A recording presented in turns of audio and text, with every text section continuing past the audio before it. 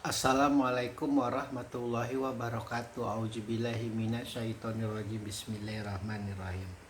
Walakin kazzaba wa tawalla.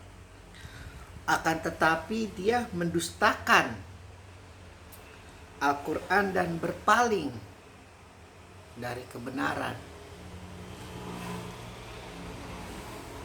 Ini juga salah satu mereka yang Allah giring dalam bentuk penyiksaan ketika menghadap kepadanya. Setelah sebelumnya adalah karena dia tidak membenarkan Al-Quran dan tidak melaksanakan sholat. Lalu kemudian ada juga orang-orang yang kelak nanti akan mendustakan Al-Quran dan berpaling dari kebenaran. Ini level yang lebih tinggi lagi daripada orang kafir. Terkadang ada orang kafir yang tidak membenarkan Al-Quran, tapi dia tidak mendustakan isinya. Makanya Allah mengatakan ahlul kitab adalah salah satu juga golongan yang harus dihormati, dimuliakan di dalam Islam. Dan ada juga dari golongan-golongan ahlul kitab itu yang selain dia tidak membenarkan Al-Quran, juga dia mendustakan, dia mengorek-ngorek ayat-ayat Al-Quran, mencari kelemahan-kelemahan Al-Quran, lalu kemudian kebenaran yang sudah Allah tetapkan untuk umat manusia itu dia tidak benarkan, dia salah-salahkan. Dan itu adalah salah satu kelompok yang luar biasa menerima penderitaan, penyiksaan yang teramat sangat ketika sedang menghadap kepada Allah dalam berupa penggiringan-penggiringan di dalam surat Al-Qiyamah.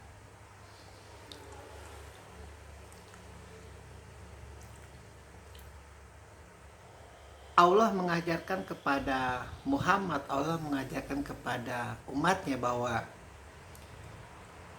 untuk tidak sekalipun engkau bertingkah, berpola, berperilaku sombong, meskipun kau tahu akan kebenaranmu. Itu adalah agar ketika mereka-mereka yang berperilaku sombong, berperilaku pongah, akan mendapat sedikit pembenaran kepada dirinya. Aku bertingkah laku seperti ini karena umatnya Muhammad berlaku seperti itu kepada umatku. Kalau mereka tidak juga berperilaku sombong kepada, taruhlah kepada umat Yahudi, umat Nasrani atau agama-agama yang lain, kami pun juga tidak akan berlaku sombong seperti halnya mereka berlaku sombong kepadaku. Makanya di dalam Islam tidak dibenarkan untuk merasa diri paling benar, paling suci, paling agung, paling mulia. Karena tingkat akhir dari semua pembuktian kebenaran itu adalah akhlak dan perilakunya. Tutur katanya, sopan santunnya, tata keramanya, intelijensinya itu loh. Yang bukan hanya akal yang cerdas, tapi perilakunya pun cerdas. Muhammad boleh tidak bisa membaca, tidak bisa menulis, namun dalam ketinggian akhlaknya boleh dibandingkan dengan siapapun yang berintelektual tinggi. Makanya tamunya itu tidak pernah berhenti datang kepada dirinya. Bahkan saking banyaknya terkadang harus dibagi. Terkadang harus dijamu oleh Abu Bakar, terkadang harus dijamu oleh Ali, terkadang juga harus dijamu oleh Aisyah, terkadang juga harus dijamu oleh Fatimah, karena saking banyak yang ingin bertemu, ingin mempelajari itu Al-Quran yang disampaikan oleh Muhammad.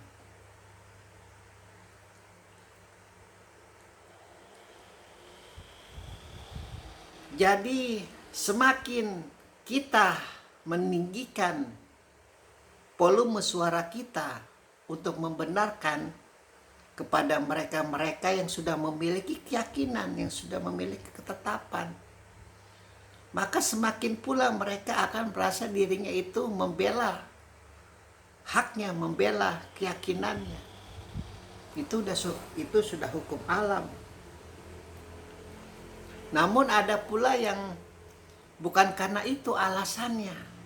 Karena memang dia sudah benci dengan Al-Quran, dia sudah benci dengan Muhammad, dia sudah benci dengan sahabat-sahabat Muhammad, dia sudah benci dengan keluarga Muhammad. Al-Quran itu terkadang ayat-ayatnya itu meriwayatkan perilaku kaum jahiliyah pada saat itu. Dan salah satu contoh perilaku kaum jahiliyah pada saat itu adalah mereka tidak membenarkan Al-Quran dan tidak melakukan sholat. Jelas-jelas saja tidak melakukan sholat, karena dia tidak termasuk ke dalam golongannya umat Muhammad. Lalu kemudian tingkat berikutnya dia juga mendustakan Al-Quran dan menjauhi kebenaran. Banyak kelompok-kelompok yang perilakunya seperti itu di zaman Rasulullah. Kalau di zaman sekarang mah sudah jelas sekali, sudah kasat mata. Bagaimana Al-Quran dibakar, kemudian ditipikan, kemudian dijadikan saksi sebagai kebebasan berpendapat.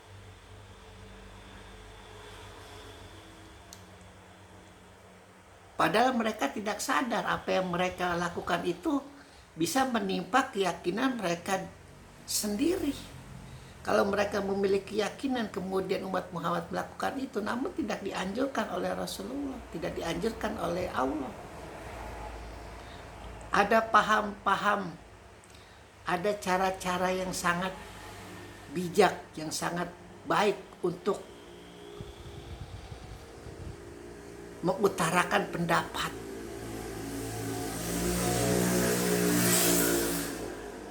Maka ketika Rasulullah sudah mulai terdengar namanya, utusan-utusan dari kerajaan-kerajaan itu datang silih berganti.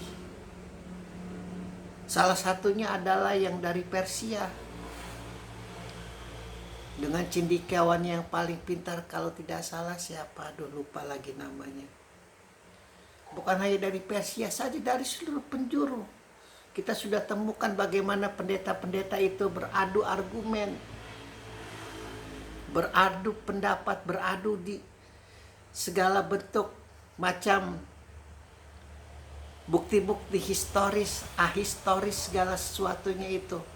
Dan mereka terpukau bagaimana seorang yang tidak bisa membaca, tidak bisa menulis, mampu menerangkan kejadian-kejadian yang sudah ribuan tahun, mungkin jutaan tahun, miliaran tahun. Bagaimana mereka bisa terpukau, tidak lupanya satu ayat pun yang dihafal oleh Rasulullah.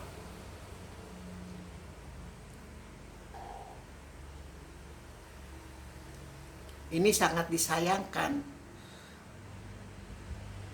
Kita saja sebagai orang yang tahu adab, itu cenderung ada kebolehan, ada keharusan untuk mempelajari kitab-kitab agama lain.